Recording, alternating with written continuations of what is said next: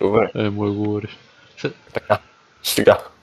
Какво да ти кажа толкова? Много историята започва там, като примерно, От преди 2000 години преди Христа.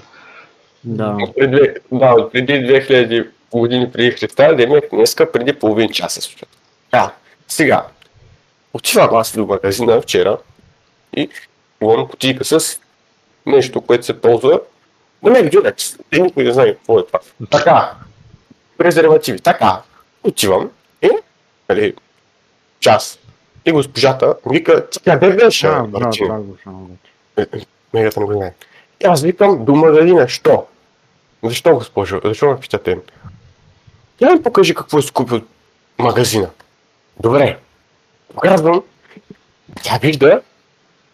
И всички почват да викат. Всичките 14 мъжите почват. Госпожо, това е презерватив! Така. Окей. 5 минути какво беше. Днеска така стана. Една приятелка на моят човек, на моя приятел, гаджето ми, ме помоли да й покажа какво имам в джоба си. И вика, Марто, покажи ми какво имаш в джоба си. И аз съм, добре, искаш ли да видиш? Тя вика, да, искам. И показвам кутийката. Така. И минава половин час и в този половин час, примерно, половин час е 5 минути. Минава, че се почва. И то моят човек ми вика, той се казва сам, и ми вика, ти защо показваш, вика на твато на приятелката презервативите ти, бе? Искаш ли сега да пребия, защо показват на моите приятелка презервативите? Така, сега. Тя се сипа шипуча крива. И аз викам, защото ме помоли и тя вика, но така и госпожата, смисъл, те гледат нали? И ми виждат от предния чин, си казвам, че харесвам и тя ме гледа и слушай какво става сега. Вика, щом показваш на едно момиче презервативите, значи искаш да го ебеш. Така. Тук окей, нали? Желязна логика, затова те играе толкова велика. Чуко.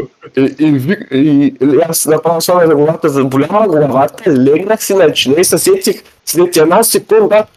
Но викам, Сане, по твоята логика, значи днеска като съм показал на приятелката ти презервативите, вчера като съм показал на всичките момичета от класа, значи трябва да ги ябали към всичките. И така почва да се чуе, братко, като не ме всички. И той някъде вика, ама как така? Ти го казва тук, що това ти беше логиката ми.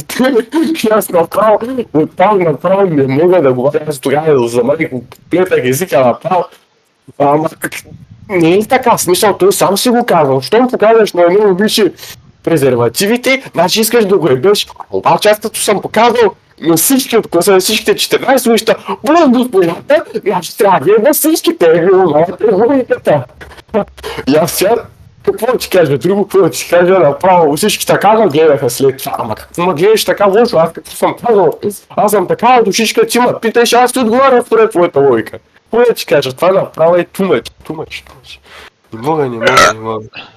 Това е кратко историята, направо, майко, контент. Пиши мега, заглавието ще е Мартито да факара. Най-малко аутистката история на Мартито. Малко няма Мартито пак се потвърждава.